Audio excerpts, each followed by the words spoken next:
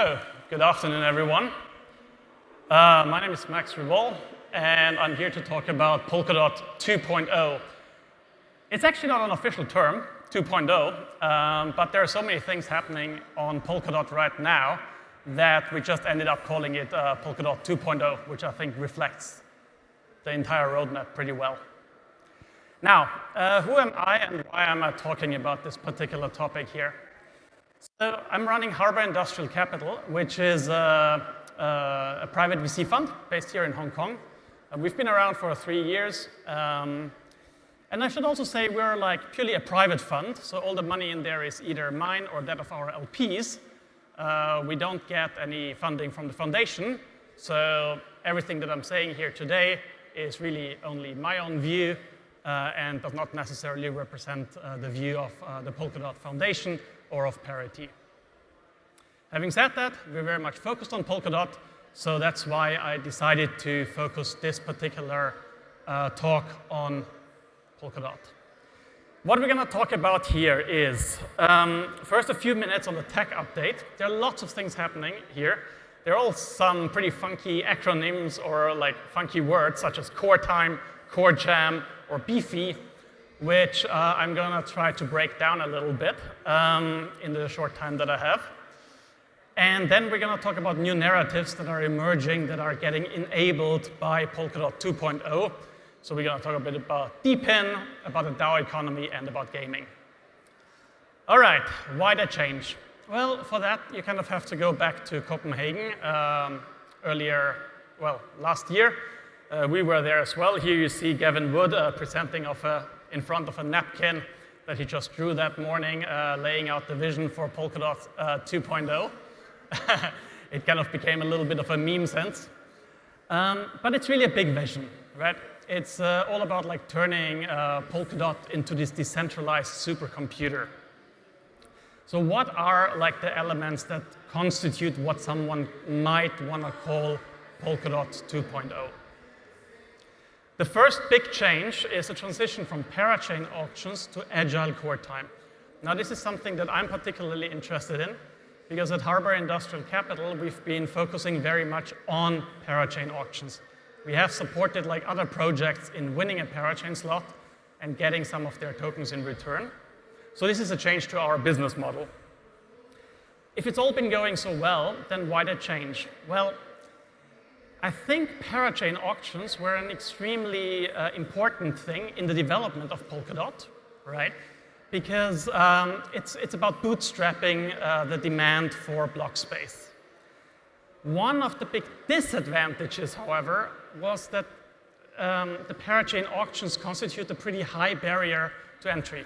So if you have, for example, like a totally new project, some tinkerer trying out some new code, and they first have to win the parachain auctions, that's not very easy.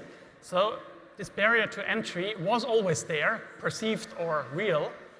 And with agile core time, we're essentially getting rid of that. Anyone can build on Polkadot. It's much easier to onboard. And I think this is going to be a complete game changer, as it's just much easier for projects to come and build on Polkadot. The second core feature is Core Jam. Now, Core Jam is a very complicated thing to explain in a short time. It is essentially an efficiency improvement on the relay chain. But it's a massive improvement. Like the best summary that I found is it turns Polkadot into this decentralized supercomputer. So just last week, or 2 weeks ago, I was in Bangkok at Sub-Zero, the Polkadot Developer Conference, and Gavin Wood was laying out his vision for Core Jam. The idea is that with Core Jam, you can, rather than just having a fixed number of cores, you can have essentially an indefinite number of cores that can all seamlessly work together, but still be bound together by the relay chain. So if you're thinking about this in terms of scaling, this is massive, right? It's not just like a small scaling improvement, but it's really like an improvement by orders of magnitudes. And the third tech update I want to spend 1 minute on is Beefy. So this cute little pink cow here stands for the Bridge Efficiency Enabling Finality Yielder. Now, that's obviously quite a mouthful, difficult to remember. What it is a change to the consensus algorithm for block finalization. So not production, but finalization. That is more friendly towards bridging with other L1s. So it's not actually a bridge itself, but it's a change in the finality gadget that makes building bridges much easier. Why is that important? So one of the things that really drove me to Polkadot at the beginning is seeing all these other bridge hacks in different ecosystems, right? If we have like total silos and those chains are not talking to each other, that's an issue, right? So building bridges that cannot be hacked, that are not essentially a glorified multisig, is something extremely important. And with Beefy upgrade, we're going to have the Kusama Polkadot bridge, Kusama being the incentivized canary test network of Polkadot, Snowbridge, which links to Ethereum, and Hyperbridge, which links to various Ethereum L2s. So don't underestimate this. I think this is really a great step in the right direction towards a multi-chain future. All right, and now let's switch gears a little bit from this tech update. What does this actually enable, right? So we're going to have a lot of new narratives emerging on Polkadot, which I'm actually really excited about. One is DPIN, right? So here at the conference, I have already heard like many other projects talking about DPIN. It seems to be the new buzzword that everybody likes to talk about. On Polkadot, we have had what could be called DPIN already for many years. So one example that I want to give a shout out, and by the way, this is not a comprehensive list by any means. These are just like a few examples. Is Acorust, right? Decentralized serverless cloud.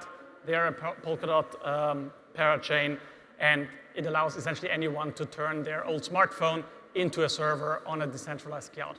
Really cool project. Peak Network, they're already working with like real-world clients like Airbus, Denso, Continental, E-Loop to bring decentralized infrastructure to Polkadot, right? So this is not just like an idea, something that we might want to do, but this is actually already happening.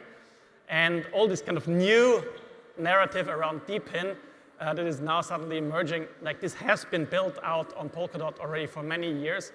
And I think many more projects that could be called DPIN are coming to Polkadot, just simply because of the interoperability and the scalability that this whole upgrade to 2.0 affords.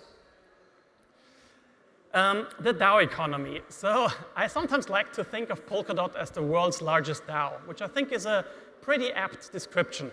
If you look at everything that's going on in OpenGov now, every dot holder is a participant. Everybody who holds a dot can vote. This is a DAO. Like, it's not just like, oh, maybe we're going to launch a DAO. Like, it's a functioning DAO that is making its own decisions, and it's very powerful.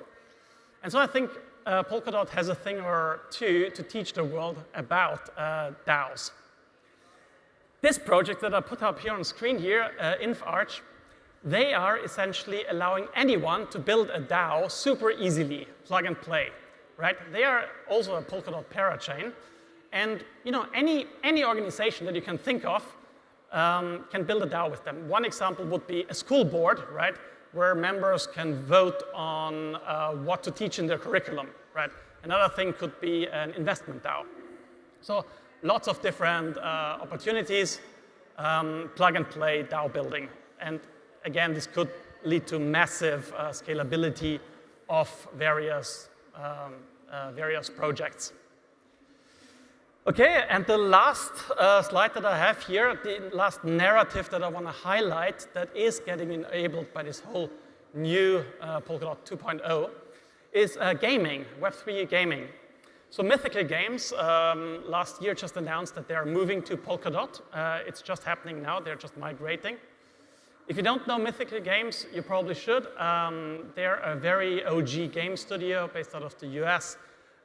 Their developer team are the guys who built the original Call of Duty, like a game that I love to play, and I'm sure many of you did as well. So they're very OG. They have like games like NFL Rivals, which has which has like 3 million active players, also like 3 million daily NFT trading volume. So they just came over to Polkadot, literally these days here. They're also launching another big game coming up soon. That's why I put a question mark here, because it hasn't been announced yet. But it's going to be a real blockbuster game as well. And so it's nice to see these kind of guys like moving to Polkadot because of the scalability, the interoperability, and the user base that it affords. All right, the clock says I'm already out of time. That's why I'm going to wrap up here. Is dot dead, as one recent meme coin would like to ask the question? Well, my answer is clearly no, but I guess everyone will have to judge for themselves. So with that being said, thank you very much. And if there are any questions, I think we can still have some. Thank you.